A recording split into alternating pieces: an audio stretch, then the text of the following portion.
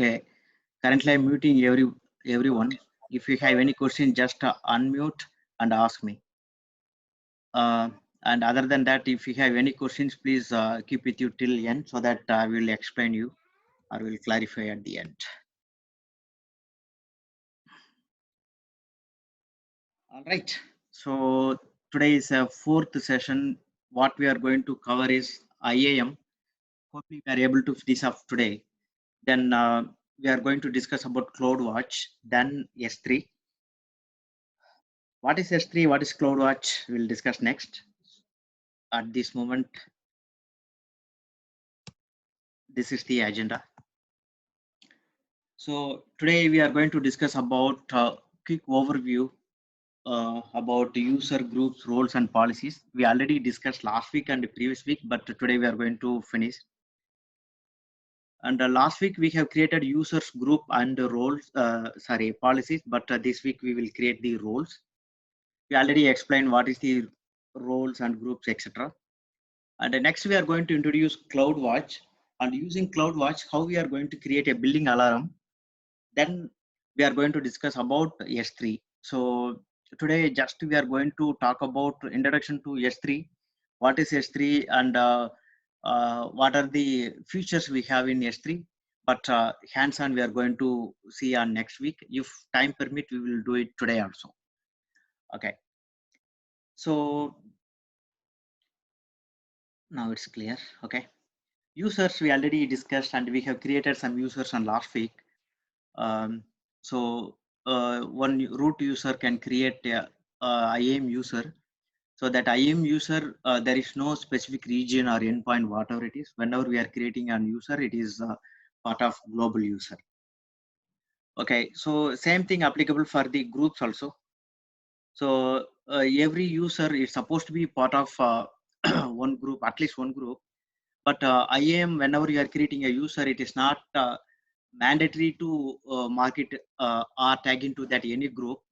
Your user can be a user, not necessarily to be a group, but practical point of view, whenever you are running your application for your organization, that time your user supposed to be in a group. So why I said it's a mandatory to be part of a group, that means our approach is always as a practical, not like just studying and preparing for the examination. Okay, so in that standpoint, whenever you are creating a user, please make sure that that user is aligned with a group, at least one group. Okay, so group is already we discussed. It's a collection of IAM users, and whatever the policy is applicable for that user or that group, it is applicable to that entire user in that particular group. For example, if you are adding a new user to that group, then the group policy is applicable to that new user. If you are removing one user from that group, then the policy, whatever it's applicable to that group, whenever you are removing that user, it is not applicable. So these are the main concept between user and group. And policies we already discussed. So all the policies will be stored in JSON, that is JavaScript object notation. And we last week we saw how the JSON is looks like. Okay, so how it allow the permission or deny the permission, that kind of snapshot last week we saw. Okay, if time permit, we will see today also. And the policies majorly will set for users and groups and roles. So for example, password policy, whenever you are creating, you are saying that instead of 8 characters length, I'm setting as 12 character or 16 characters, like that. So also whenever you are updating the password or creating the password for that particular IAM user, either it is it is specifically IAM user, whenever you are creating using the root user. So you can set up that password is at least one uppercase letter, one lowercase letter, and whatever these symbols you want to allow, at least one symbol like art symbol or exclamation symbol, that like that you can set. So everything will be set in the policy. And roles we already discussed. Set of IAM role is a set to permission that allowed one particular user or group. It's a kind of they are accessing to that particular role. For example, database administrator, it's a kind of group. We can also set up as a role. So role permission are temporarily credentials. Okay, next we are going to create a role. So that time you will understand what is the difference between groups and roles if you have any questions. Okay, so creating roles, we saw the screenshot last time, and this is what we discussed on last week, and where and how it looks like this will be displayed in the screenshot we are going to see now. Okay, so now we're able to see my screen.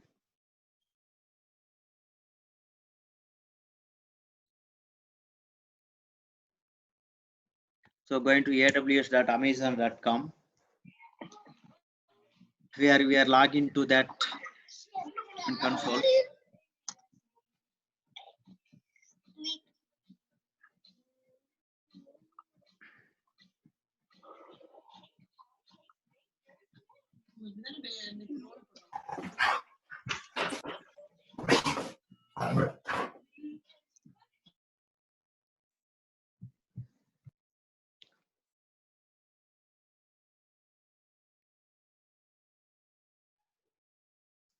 Okay, last week we have created this root user.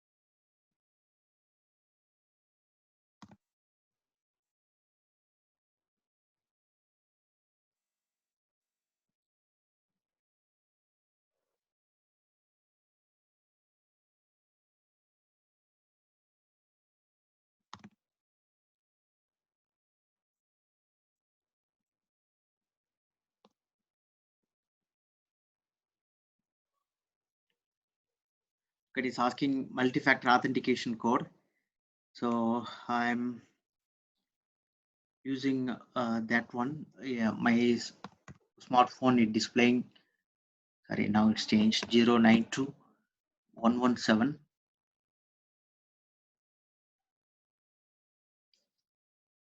So we are able to successfully logged in. We have recently used services over here, but if it is confusing, directly go here and security, identity and compliance, click IAM, where you are able to see the dashboard. For example, we are creating user here, one more user for your reference. So for example, IAM user 2. Okay, I'm giving all these two permissions. The next permissions. So already a developer group is there. I am adding that user to that particular developer group. Next tags. I don't want to give any tags kind of thing. So it is optional value. Tab includes tags include user information such as an email address, whatever it is. So you can leave it optional, and we are creating user over here. So we have created user. Okay, so under this root user, okay, you are able to see the access key, secret access key. If you want to see, you can see that one. It's a confidential one, and password. It is a auto-generated password, and you can just click send. It will send to that user. Okay, now I'm just clicking here.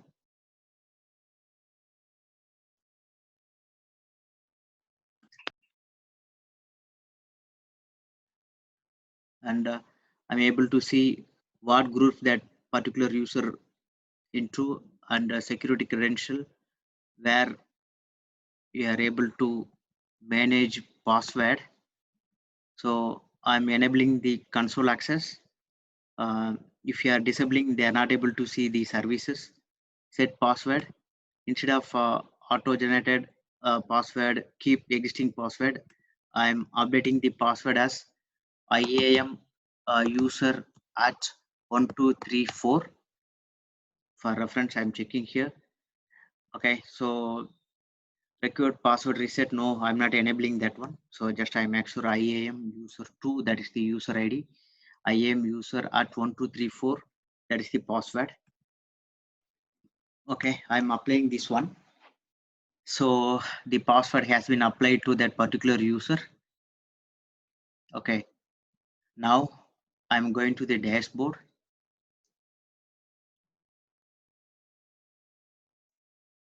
Okay, here we have created 2 users. Okay, I'm clicking that user again and going to support. I'm going to support center. Okay, leave these things. Just copy the account number. Okay, why we are copying this one? First time we have logged into root user. Okay, now we are trying to use now try to log into that IAM user, whatever we have created just now. Just click sign out. Okay, and log back in. So instead of root user, that time we have logged in. For this user, we are just clicking IAM user, and this is the account ID, whatever we have copied now, and we are pasting here, and click next. And IAM user, we have created IAM user 2, and the password IAM user at 1234. I think that is correct. Okay, we are able to log into that IAM user 2 that we have created. So you are able to see here. I hope my mouse cursor is visible to you. So here we have created IAM. We have logged into IAM user 2, and this is the account ID. Um, you may have some questions. If you have any questions, please keep till end, and I will explain you. Okay, now what we have performed, first we have logged into that root user account. Okay, that root user account is Kana AWS USA, and that root user, using that root user, we have created one IAM user. That IAM user is IAM user 2. After that, we have assigned to the developer group. Then we have changed that password there itself, and we didn't set the user has to change the password in that next login. We have disabled that. We didn't check that one. Okay, and we have logged off from the root user, and again we have logged into using the IAM user, that is IAM user 2. And for better experience, we have copied that account number, which is the 12-digit number. Then we have entered the user ID password. User is IAM user 2, and password whatever we have set up. Then we are into this main screen. Hopefully we have clarified here how we are logging to that root user, how we are logging to that IAM user. Okay, so again, it is a global, and at this point, we are into North Virginia region. Okay, now I'm log off again to perform other activities. And as usual, you can set up multi-factor authentication, whatever it is for this user also. Okay, I'm logged into console, which is the same root user. Okay, I'm clicking sign in using root account credential. Root user, this is the user ID, password, whatever we have created. Okay, MFA code is asking it. I have to check my cell phone for that code. Currently, it is displaying 224 507 and submit. So I'm able to log in now. Okay, now we are logging into Kana AWS USA, that root user. Right. Now we are going to IAM. You can click recently visited service, or you can directly go here and security and compliance, click IAM. Okay, so we already set up multi-factor authentication. We have created user groups, policies and everything. Okay, now, okay, user we done. Group we have created last time. Okay, if you want to create new user group, call it a business analyst user group. Next set. Okay, I have given full administrator rights to this user. Okay, next. Okay, I have created a new group. So we have created a user today. We have created a group today, and policy. You can create a new policy. So what policy you want to choose, that we already discussed. Okay, for example, I'm using S3 policy here.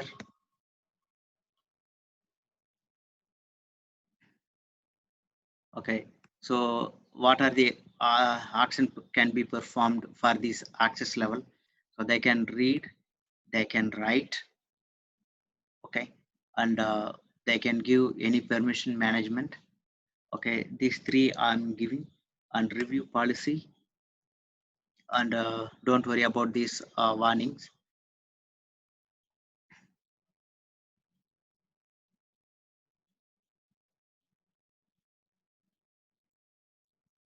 Okay, so we are creating full user.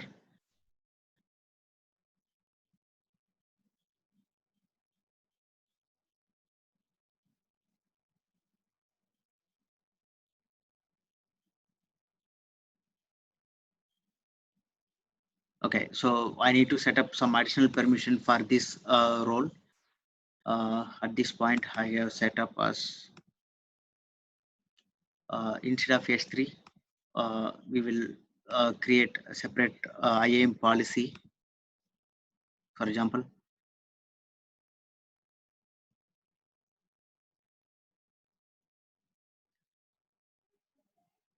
administrative access policy.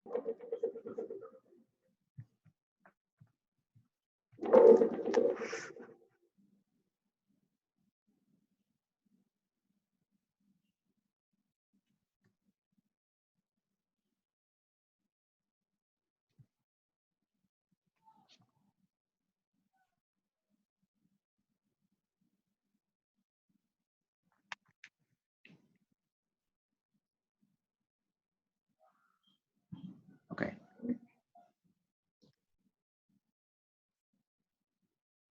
so at this moment, when we are creating EC2 and S3, you will understand um, more on that full policy. But at this point, you just see how the policy looks like. Like last week, we have set up the policy for the password.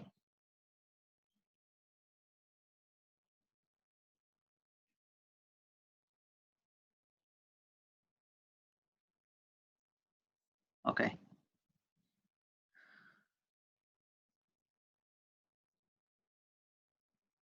Okay, coming to that roles. So we are creating a new role. Okay, that new role is applicable to that AWS services such as EC2 and Lambda. Okay, so we will create using EC2 instead of Lambda, because EC2 we are going to discuss next after S3. Okay, so that time whatever we are creating service over here, it will be useful over there. So just click EC2 and permissions. What kind of permission we are going to give? For example, here I will try to see any S3 related permission, because we are going to use S3 for EC2 access. Okay, so here Amazon S3 full access I'm going to create for this role. Okay, here also if you want to give any email address, you can tag to that over here, or you can just go to review, because it is an optional. Okay, here I'm giving um, one name. Okay, unique name. It's supposed to be using these things like plus or art symbol like that, but no space. You have to make sure. So I'm giving one s3 underscore full uh, or s3 underscore admin. That's what I'm creating now. Okay, so allow EC2 instances to call AWS service on your behalf. That means we are using one service uh, to other service over here. So create role. Here we have these are the two inbuilt roles already exist, but this one we have created S3 admin. Okay, so this is what we have to create role. So if you see here, the role S3 admin has been created. Okay, it's displaying green because it's successfully created. If any error, it will show that error over here. All right, so we have created a user, we have created a group, we have created a, we have applied the policies for the users and group earlier, and we got one error, but you no need to worry about that error. When we are creating buckets and when we are calling the EC2 instance in the EC2 chapter or session, we are able to understand what is that error, and we can resolve that error that time. No hurry at this time, but just a quick information for you. Policies means you have a set of rules. It's applicable to that user groups and roles. For example, IAM policy, that means for example, IAM password policy, which is applicable whenever you are creating a user, IAM user. That is password. It should be 12 characters or 8 characters or 16 characters, whatever you want to define that length. Then um, you can set up as one uppercase, one lowercase, and one numeric at least, and one special symbols like that, like art symbol or exclamation symbol. So such policies you can apply to that IAM user password policy. So this is what creating the IAM role. So let me know if you have any questions, or you can keep with you at this moment, and we will discuss in the end. So here we have created a policy here. Admin has been created. That's what I have created earlier. So that screenshot over here. But we have created S3 underscore admin that we have created. Okay, so that's conclude the IAM. But what we have learned in the IAM, uh, IAM is universal. It does not apply to regions currently, that we already discussed last week. That means whenever you are creating a user and group, it is applicable to the global, not particular to that any region. For example, it is only applicable to North Virginia region or Ohio region or North America region or Australia region, like that. It is global. So once you have created user and group, you can access from anywhere. And whenever you are creating an account, that is root account is simply account created when first set up your AWS account. For example, Kana AWS USA that we have created. So whenever you are creating that at that time you have complete admin rights we have, so that you can create your IAM users and group policies, etc. Actually, when you are creating a new user, that time they don't have any permissions, uh, because there are thousands of policies and rules are applicable. So you by default it is no permission, and whatever the permission you have to give to that particular user, you can assign them after that. Okay, new users are assigned access keys, which I already show you, and secret access keys when first created, that I shown you how it looks like. These are not the same as password. Again, passwords are different, these access keys are different. If you lost the access key, you can regenerate them. You can use these access via APIs and command line. However, you only get to view these once. If you lose them, as I said, you have to regenerate them. And the best advisable to all the IAM user to set up multi-factor authentication on your root account, so that it will be more secure, and it create a customized your password rotation policies, etc. For example, if you want that IAM user, whatever we have created, they have to change their password for every 60 days or 90 days. You can set that policy for your IAM user. So that also one of the policy feature. Hope we discussed whatever we have described over here, and we had a hands-on on IAM. You may have some questions. Please keep with you till end. Okay, next we are going to discuss about CloudWatch. What is CloudWatch? It's a kind of management services, and AWS is providing CloudWatch to monitor the resources and applications, whatever you are running into that AWS. And the important point is it's a real time. So even though it is a real time, there is a small lagging to update the monitoring in the CloudWatch. For example, you have just uploaded your object into that S3 bucket. If it's a real time, that second itself is supposed to be reflected in the CloudWatch. But sometimes there is some lagging up to 2 seconds and 5 seconds, and sometimes it's up to 2 hours. It depends on the region, or I would say it's a connection speed, whatever it is. It's there are several factors including this one, but even though it is a real, what I'm trying to say, there will be small lagging, 2 seconds to 2 hours. It depends on the region where you are in.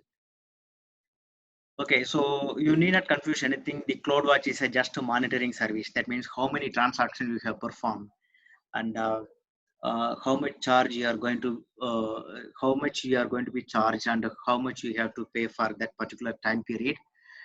And CloudWatch focus on the activity on AWS services and resources, reporting on their health and performance. That means how the health looks like. Is it okay? The performance wise, it is everything is fine.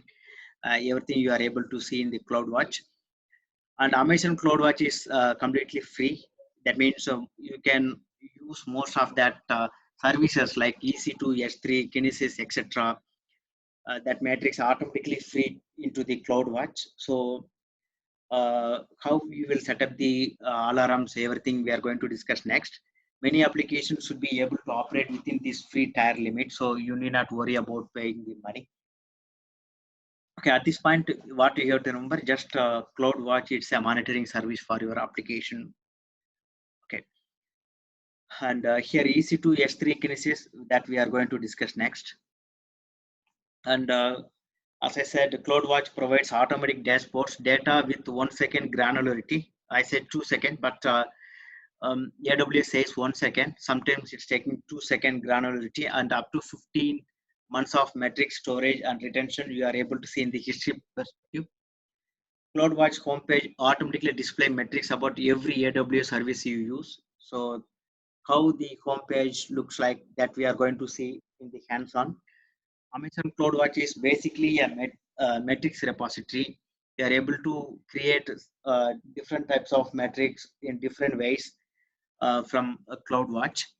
You can configure alarm actions to stop, start, or terminate on Amazon EC2 instance when certain criteria are met. That means we are going to create a CloudWatch alarm next. So there you are able to see this one. But at this point, just to hold on EC2, because you don't know what is EC2 at this point. But I have to mention what is EC2 here. That's why I have mentioned here. So how we are going to start or stop EC2 and terminate EC2 instance. So for that also we are using the CloudWatch. That's what I mean to say here. And you can additionally create custom dashboards, whatever it's already inbuilt dashboard. And you can create alarms with the watch matrix and send notification or automatically make changes resource or monitoring when the threshold is breached. That means in the next hands-on, we are going to see, for example, whenever you are crossing $100 worth of transactions, and it will give you an alert. Okay, how we are going to set that alert, that we are going to see in the hands-on. With the CloudWatch, you gain system-wide visibility into resource utilization, application performance, and operational health. So that means you are able to see wide variety of reports and features or logs, whatever it is related with your application, and you are able to see the visibility into resource utilization, how it performance going on, including application performance and operational perspective, right? So, and Satya, I have one quick question. This would be used for a surveillance purpose as well, or it's only for a health check of operations and no, yeah, in detail actually, not only health checkup related. Okay. Okay. Right. Sure. So yeah, here is the quick snapshot how it looks like Amazon CloudWatch and how it will collect your metrics and monitor and how it automatically responds to operational changes with the CloudWatch events and auto scaling and analyzing and producing the report. So this is the quick snapshot of CloudWatch. Okay. So here it's here Amazon CloudWatch you are able to see. So from here, what is Lambda function? What is AWS Lambda? What is SNS? What is S3? What is AWS configuration? Everything we are going to discuss next. But at this point, how it works that you are able to see here. So from Amazon CloudWatch, you are able to see Amazon AWS Lambda, which is the backup service of S3. Okay, from there it is published to SNS topic. What is that SNS? It is a simple notification service topic. So simple notification is one of the AWS service. It is going to be very useful in EC2 S3 that how we are going to create SNS we will see later, but at this point SNS means it's a simple notification service. And that notification service means it notifies something to you when you are reaching that threshold. For example, $100 threshold you have set up. So in that case, so whenever it is reaching that threshold 100, it will send an email to you to that register email. Okay, and at the same time from Lambda to it will go to Amazon Simple Storage Service for backup and check bucket compliance, everything is okay, and it will redirect to configuration even to here if everything is fine or not fine, whatever it is. So this what is the CloudWatch function, but in the hands-on you are able to see more. Okay, how to access the CloudWatch? You can access the CloudWatch for the following methods. It's a Amazon CloudWatch console where we have created IAM user. Using that console, you are able to that means see CloudWatch functionalities, and you can create CloudWatch features, and you can directly click here also for your convenience. I have given link over here directly. It will bring you to that page. And CLI, that is a command line interface. Through that also you can create, and the APIs. It's a typical CloudWatch API for the through also you can access, and software development kit for through that also you can access CloudWatch, but simply no need to confuse. These are the ways to access the CloudWatch, but at this point you can use our typical way to log in and use the CloudWatch. Okay. Next we are going to create a billing alarm. Okay, how to create a billing alarm? Here is the some steps. You may see some vague points over here, or you may not able to understand, but don't worry. My objective is to give you hands-on training where you are able to see this information. And this is what the screens look like. And at the end, you are able to see you have set up successfully your billing alarm like this. Okay, just to going back there, and where we stop here. Okay, we'll stop here. Then we'll go to the hands-on. Next, you are able to see how that screen looks like. Okay, all right. Okay, before going here, I have gather one document for you. So that is called as a AWS CloudWatch guide. That guide will be really useful for you. But whatever we are giving a training or discussing whatever here, that is sufficient for you. But still, you want to know more details. I have a big document for you. Whenever you have time, you can go through it. So that is just 427 pages for Amazon CloudWatch alone. So you can read through whenever you have time. I will share with you after this session. Okay, so next. Okay, now we are going to see the CloudWatch and how we are going to create a billing alarm. Okay, so here we are into that same Kana AWS USA, that's the root user. So if you go here, you are able to see the services. What are the services we have? And earlier we have created IAM user group in the security, identity, and compliance. But now we are going here, management and governance, where we are creating CloudWatch. Just click CloudWatch.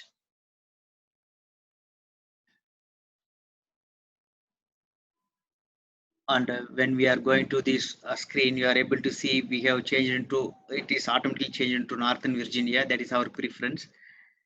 Okay, so here whatever the uh, description overview about CloudWatch you are able to see, which we already discussed. But now the screen looks like here. This is what looks like in the CloudWatch. Okay, what are the points we discussed? It's just illustrated over here.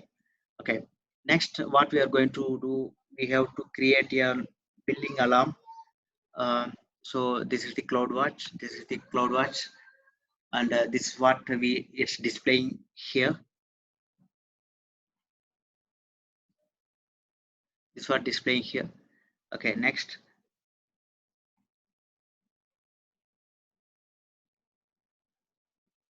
Okay, we have access through console.aws amazon.com CloudWatch. Okay, so this is what the URL looks like. This, same thing we have used. Okay, and here we are creating the billing alarm. Okay, now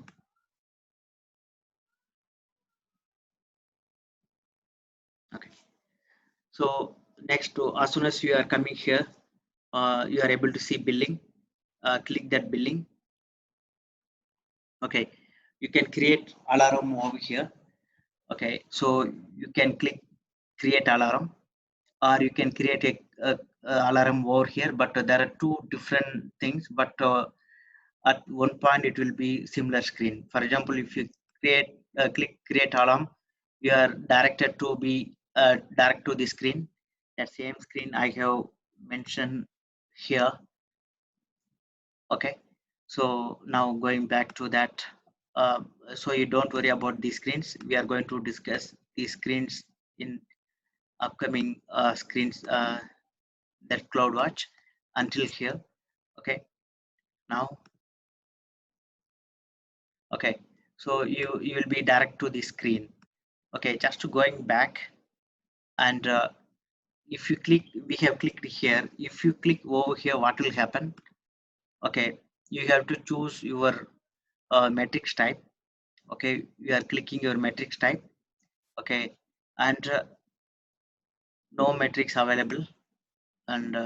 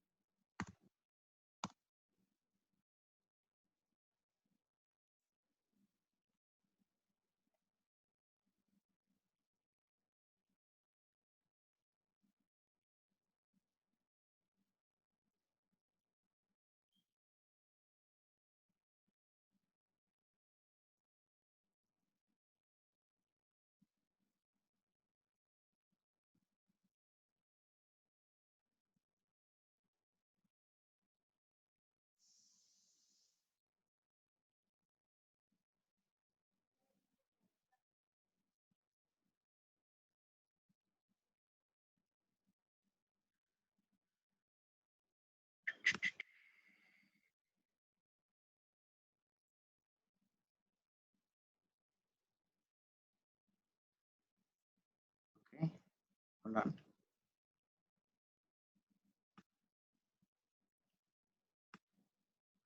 Okay, we'll start here. Okay, so this is the metric supposed to be displayed over here. Okay, the same metrics it should display over here whenever we are clicking. Somehow, not sure why it's not working. Yeah, it was working. Okay, here that metrics will display over here.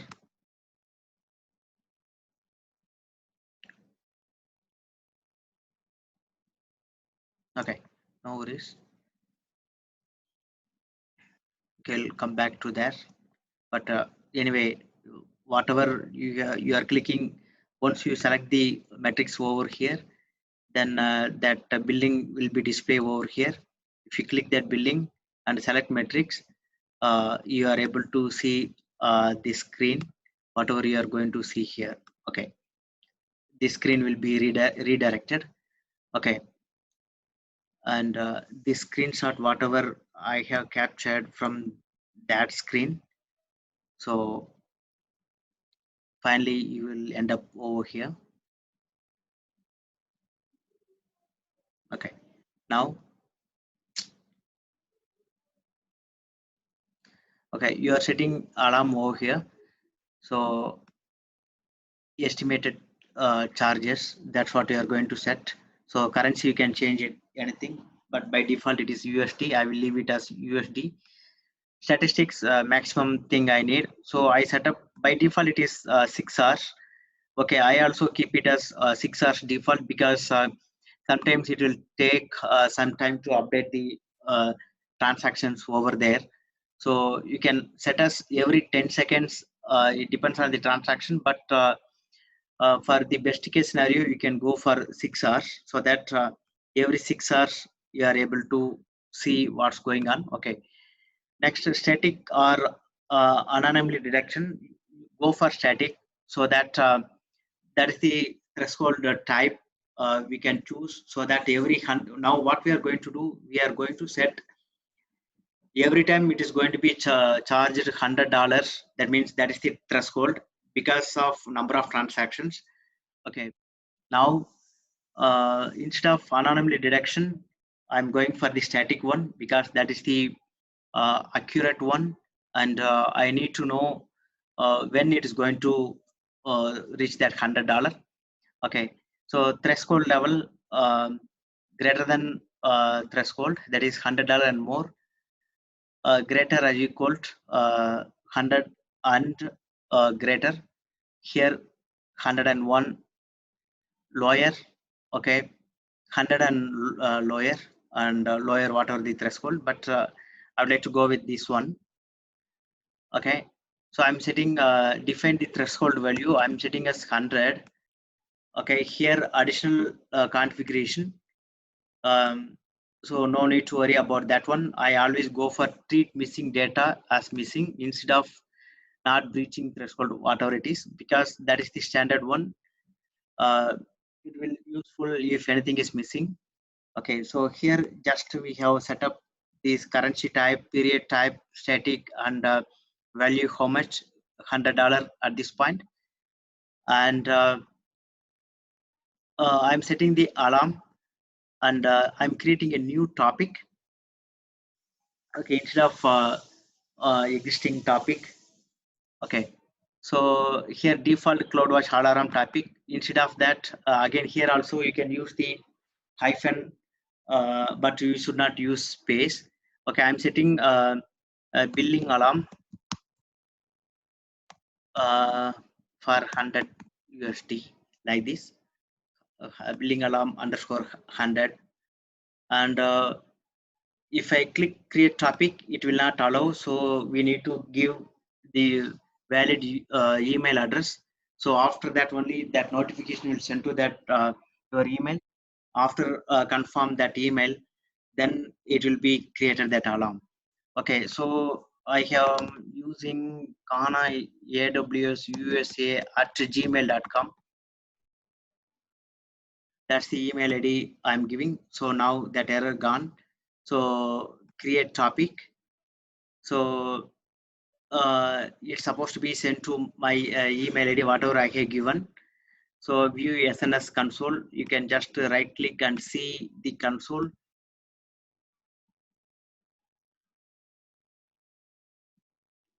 So I have created this one. So billing alarm for $100. So it is a pending confirmation at this point. So you have to confirm this one, clicking your email ID. So I'm going to that email.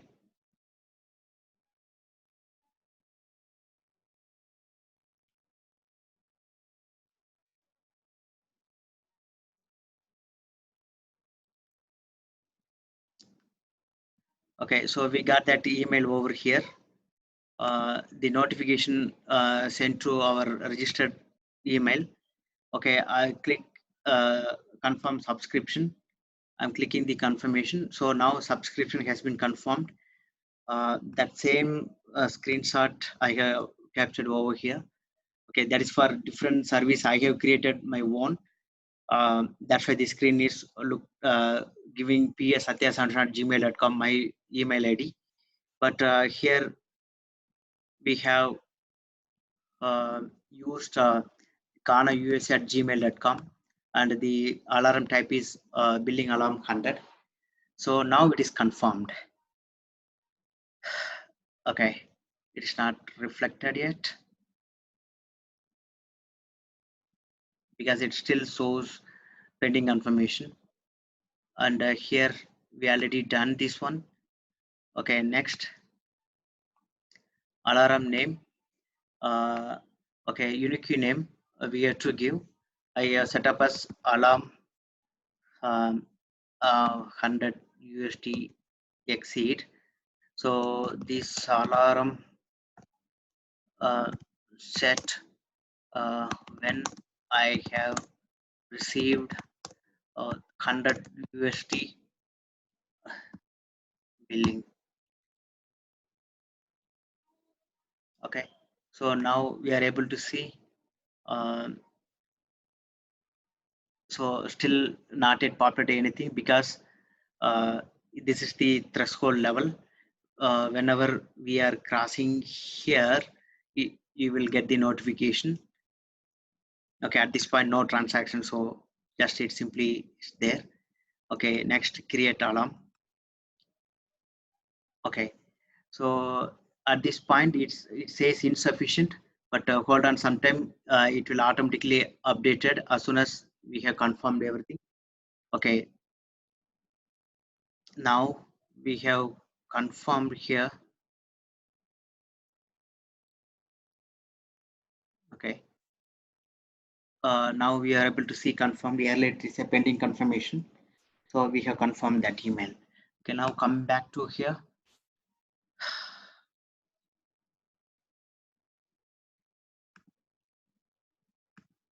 Okay, it will goes okay as soon as it will be done. Okay, this is the email we done. Okay, and all right, so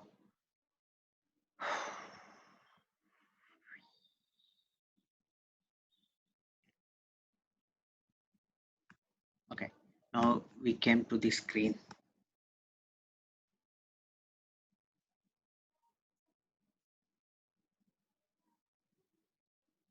Okay, so from here we have covered till here, so we got the confirmation. You may have some questions over here, but stay tuned. We will discuss. Okay, next. So we are able to see successfully created alarm 100 USD. Okay, give some time. It will be updated to okay. Still it is insufficient, but don't worry, we have already successfully created. Once it will be refreshed, you are able to see OK button over here. Okay, Meanwhile, we will stop here because we have created alarm successfully. We will go to the next topic, but finally we'll come and see whether it is changed to okay or not. Okay.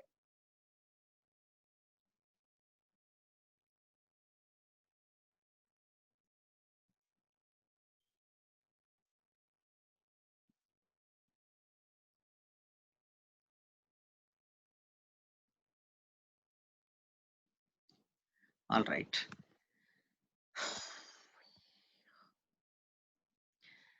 Okay. Next, introduction to S3. Okay. We saw so many times in our AWS question of the day about S3. So it's a simple storage service which offered by Amazon Web Services AWS. So again, it's a kind of there was lots of debates going on or went on last week about its a folder structure and other things. So you need not confuse anything. S3 is called as a simple storage service which has by default 100 buckets that we already see in our AWS concept of the day and sometimes in the terms of the day. And we saw related some questions related to that also. And it is a scalable, high-speed, web-based cloud storage service, and mainly designed for the backup and archiving data, where it is in Lambda that we'll discuss later. The application on Amazon Web Service. So these are the simple. We are storing our files into as an object in the bucket. So bucket means no need to confuse anything. Just you think about as a folder, how it looks like in our Windows or Mac, iOS, or where Android, whatever it is. Okay. So by default, it's a folder. And whenever you are creating a new folder, your own folder, first time, there is a subfolder into that bucket. And it is designed with the minimal feature set and created make web scale or computing easier for the developers. That means you can easily access. That means put objects over there and retrieve it easily. It stands for simple storage service and provide cloud storage for various types of web development application, regardless of files, data, whatever you can put it over there. And Amazon employs the same infrastructure used by its e-commerce arm. That means whatever you are going to put on object, it's same thing what they are giving into that Amazon.com. S3 actually publicly available web interface like SOAP, REST, and BitTorrent to provide storage service. Don't worry about these services. You just think about S3 is a simple storage service where they have 100 bucket for you, and you can store your files and retrieve your files anytime, anywhere. That's all. And it's a free actually, and you can use up to 5 TB storage.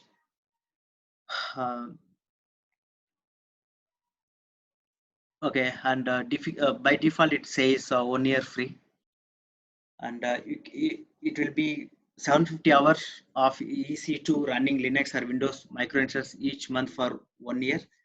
What is that? That we will explain in EC2. S3 is accessed using web-based protocol. Typically, it's a HTTPs and some APIs. REST means it's just a representational state transfer that implements a simple, scalable, and reliable way of talking web-based application. No need to think much. Simply, you think about S3 is bucket again. Most objects replicate within 15 minutes, but sometimes replication can take a couple of hours or more. As I said, minimum 2 seconds to 2 hours, and replication is an asynchronous process, and the objects are eventually replicated. There are several factors that can be affect replication time, your internet speed, etc.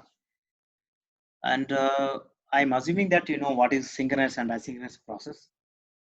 Okay, so you read whenever you have time. Just search in the Google. If you have questions, ping me. I will explain you. And this is very important. S3 standard storage class is designed for 99.99% availability. In the exam point of view, it will ask you, they will ask you availability. It is 99.9999, and it is a standard IA storage perspective 99.9, here 19.9, and one zone perspective it is 99.5 availability. Glacier, what is that? S3 Glacier, what is the availability? Deep Archive we will discuss next, but at this point we have to see it is designed for 99.99 and availability, that is that availability, and SLA is 99.9. So several lines over here, but some more lines we are going to see, that is 11.9. What is that 11.9? That we are going to see next. So how users are storing their objects into that Amazon S3, this is a bucket, S3 bucket. And Amazon CloudFront, what is that CloudFront? Why it's between user and bucket? Okay, that we will discuss next. But these are the just introduction to S3, but we will go hands-on next.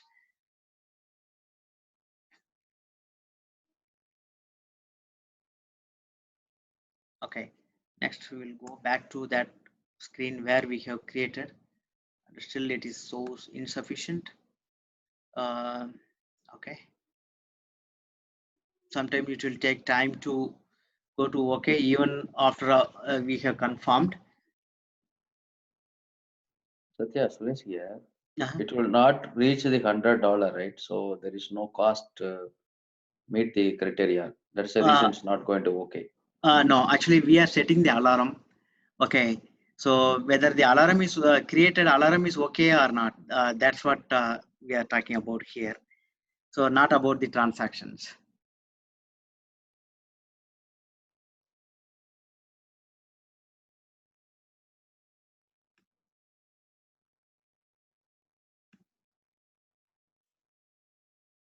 So we are able to see here, Suresh, to answer a question. So how many logs and what are the transactions performed over here? You're able to see here.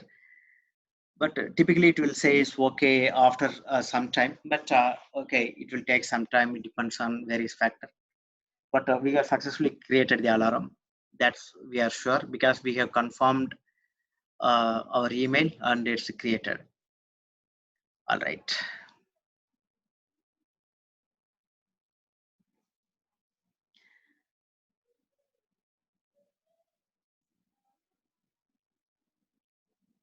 All right. Okay, next.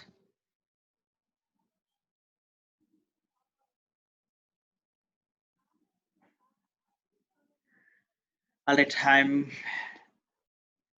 giving you a time for the questions.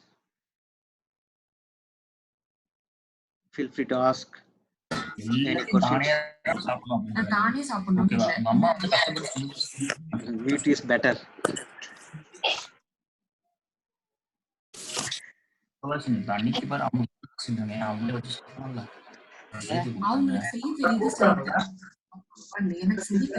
Any questions?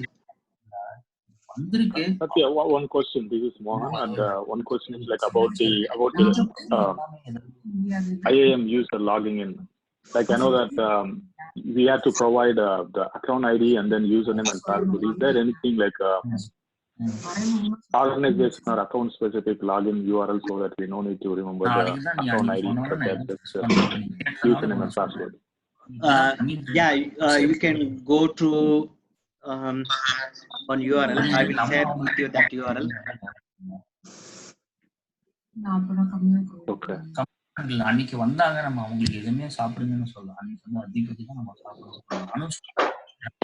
இல்லை ஏன்னா எனக்கு சாப்பிட நான் சொல்றேன் அந்த மாதிரிலாம் நம்ம மாத்திக்கணும்னு நான் சொல்ல வரேன்.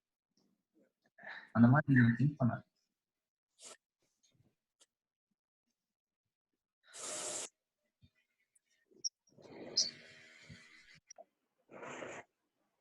Satya? Yeah. Satya? Yeah. This is Rajesh. Can you see like you can see like who's talking? You can just meet that person. I think Pavitra or someone. Pavitra or someone. Absolutely. Yeah. Because I'm able to we are able to hear their fight actually. Yep. You don't want to hear.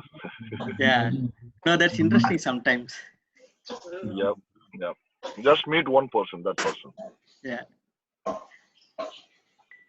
Satya, this is Satya, Anand. Go ahead, Yeah. ma'am. Go ahead. Hello?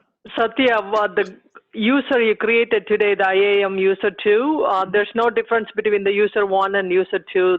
User 1 we created last week, correct? Yeah. I just actually created one user because some of them they are joining today, they may miss last week. So I want to quickly touch up, and some of them they may forget what we did on last week. So for that I have just created one user. That's all. Okay. And how did you get that access ID or the account ID for Okay. that user? Okay.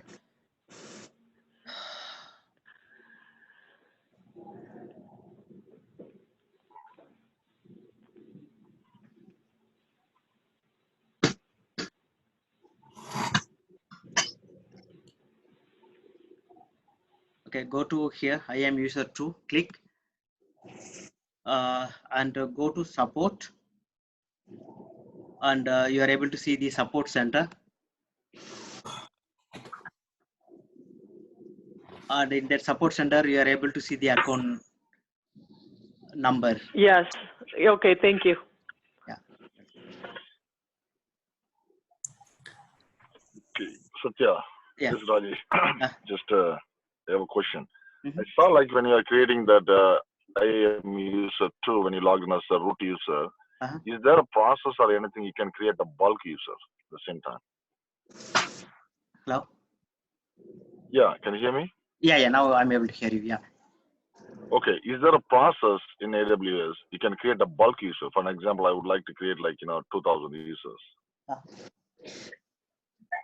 Yeah, you can create bulk users. Yes. Okay.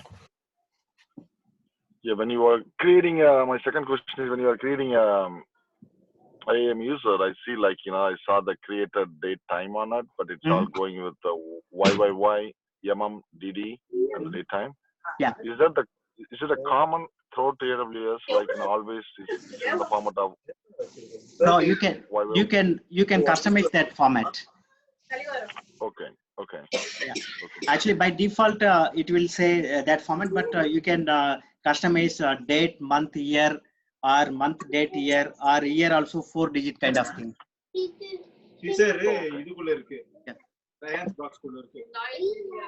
Hey, Satya, this is Suresh. I have a question. You talked about adding bulk users. Is there a batch process, you call them? Yeah, you can create a batch users batch file also to create the IAM user, and but you cannot give a custom password for those users. It will be created auto-generated password and directly sent to that user's email ID. So the password will be automatic. You cannot create. Okay. Yeah, go ahead. Yeah, that's a good question, Suresh. Again, yeah, and what I was about to ask is if you are just feeding a file or something to create a bulk user. Yeah. Is there anything you can create? I'm comparing this with the PeopleSoft, what we have, or Oracle, Identity Manager. So, is there any way you can create the, for example, Rajesh Subaya or Subaya or something like that, the account name? Yeah, you have to give first name or last name underscore whatever it is. It will create accordingly. Okay. Yeah. Okay. Yes, Jayakumar. Yeah, I have one question. So for example, in an organization, if employee is joining or if one leaving an organization, how to because that the HR system could be some in-house system, and whenever the employee ID is created, we have to create a user ID in AWS. Is there any way we can automate it, or somebody has to create it manually, adding and deleting? No, it is actually sometimes it's a manual, not sometimes it's a manual process. For example, whenever the employees has been terminated or resigned, so it will pop up to that human resource or whosoever the access, and they have to manually go and disable. Okay, so there is no way to integrate it from HR system automatically to AWS and delete the user or add the user. You can add the user. That same thing applicable like creating a batch file and run at every day 12 o'clock in the midnight, like that. But for disabling user, no, at this point, my experience, you have to go manually and deactivate. So Satya, I have a question. So if I am moving an application to AWS, from to AWS, right? And I have user groups and everything set up, for my authorization. Is there something that I can easily replicate, or do I have to download it to a file? It is usually you can replicate that one. So that we are going to discuss in S3 and EC2 how we can perform like that. Okay, thank you. Yeah. Satya, just again, this is Rajesh. I'm comparing with PeopleSoft because I don't know anything about AWS. I'm comparing again. Is there any clone user ID process there? You can clone. Yes, you can clone users, you can clone groups, and you can clone roles. You can clone policies also. Yeah.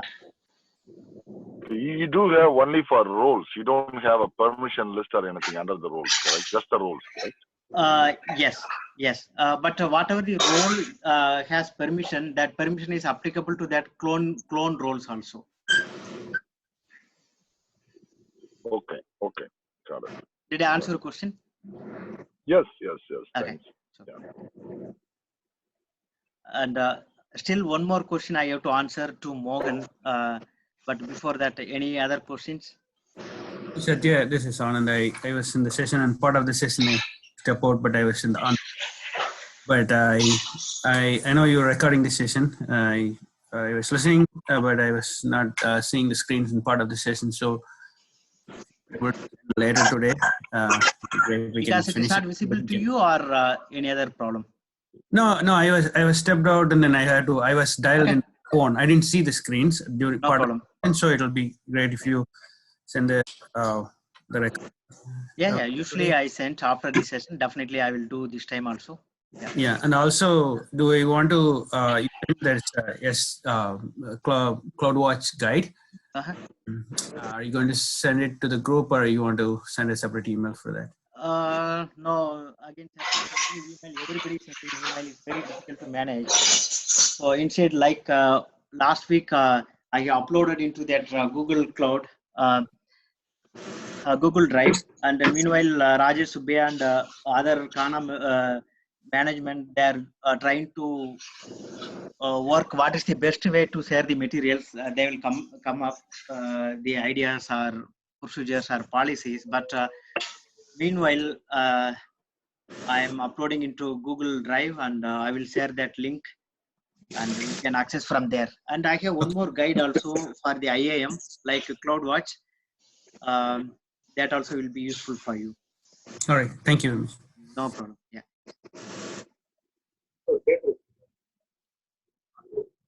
Okay, before going to answer to Morgan, any other question from anyone? Yeah, Satya, this is Jaykumar again. So for preparing for the certification, do we need to go through that manual you are sharing, that 400,000 page documents, or whatever the material, the presentation you are giving, is that, and plus hands-on is enough? Yeah. I want you to don't spend much time for study for anything. So that's why we are trying to prepare simplified presentation and hands-on. Okay, so this presentation and hands-on is sufficient to appear for certification? Yeah, whatever we are showing you from 11:30 to 12:30 Central, that is sufficient. Whatever I am asking, the concept of the day, terms of the day, AWS question, that also sufficient. Okay, got it. Yeah. So no need to go through thousands of pages, but there there are some people they want to know more, so for them that guide will be helpful. Okay, got it. So Satya, this is a follow-up to that one. So how important is the hands-on? Like, do we get like the steps that needs to be written down in the exam or something like that? Like, how important is that? That is hands-on will be useful for your job. My objective is we are certified, followed by you are getting your dream job in AWS. That's why we are giving hands-on here. But the hands-on also will be useful to clear your examination, because you know the steps how to do. And also it's very important, not only 11:30 to 12:30 session will help you, you also has to work at your home what we are teaching here. That is very, very important. Otherwise you will forget in the next week. No, I understand the importance of the hands-on. I'm just asking like whether the questions will be focused on the hands-on part also. Is that my question? If it is hands-on, yeah, if you focus on that one, yes, it is easy to clear your exam. Okay. Yeah. Satya, quick question before you jump into Mohan's question. Okay, when you are just setting up the alarm, just you are showing something like a static $100, right? Then the second option was something like set as band or something. What is band means there? Okay, it is actually a static value, whatever we are creating, but that one is even if you are reaching the $100, it will give you an alert. For example, when you are reaching $70 or $80, it will keep on giving the alert. That means you are going to reach $100 soon, like that. Okay. So, but I don't want that much of notification. I want to notification only it is going to reach $100. Correct. What we are setting up, Yeah. Does that answer your question? Yes, it is. Okay. Thanks. Great. Yeah, Satya, one more question. So regarding that CloudWatch, so what is the difference between that billing, the first one you created for billing $100 and the next one is that insufficient fund? What is the difference between those two? Okay, I have created one notification to send my email. Okay, that notification I am using to create my alarm. Okay. So you are seeing my screen, right? Yes. So here actually it's a kind of a topic. The topic under into SNS, simple notification service. Okay. Okay, this notification we are calling to here in that CloudWatch.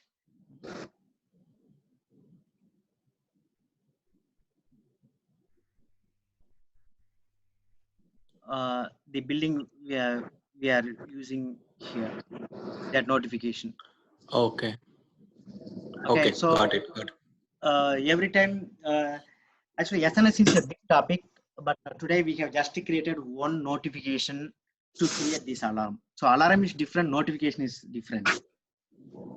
Okay. You understand, right? Actually I was expecting this question, glad you have asked. Okay. You understand what I mean? Yeah, I understand. Yeah. Right. Satya, one more question, Satya. Sure. What I was thinking is like, when you said CloudWatch is kind of doing a health check for the system, right?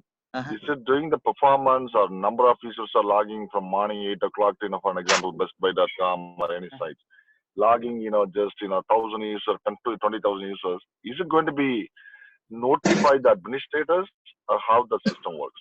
Yes, exactly. So there are two things. One is when you are exceeding the number of users, that time it will give you a notification to the administrator, who's ever listed as an administrator. And also the elastic, that means you can expand the number of services or servers virtually, so that whenever the load is hitting 60% or 70%, it will create another elastic server, so that the load will be around 60 to 70%, and the next server, when they are hitting 60 to 70%, again it will create one more server. So that It's kind of server a is load balance. reduced. It's kind of a Load- load balancing. Correct, You're saying. Yeah. Your question is related to that, right? Number of users. Yes. That number of users also indirectly interrelated with the load balancer. Okay. Okay. So that will send to a different server automatically, number based on the occupancy. Yes, exactly. So as soon as you can set the threshold over there also, for example, 70% load means create one more virtual server like that. Okay, I see. Okay. Okay. Thanks. Thank Yeah, you. no problem. So as soon as the next server is hitting 70, and it will create one more virtual, and the next server is hitting 50%. That's all. It will stop to create more servers, and that server load is coming to 0, and the next previous server is coming to 60. Then the one server, it's automatically downgraded, and the first server, when it's going to hit less than 50% or 60%, then the rest of all the servers will be down automatically. Okay, so this is under the pass, right? Pay as per use, right? Yeah, exactly. Yeah. Okay. Okay. Thanks, Satya. No problem.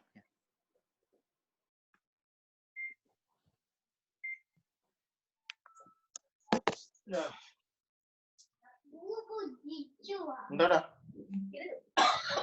All right. Any more questions?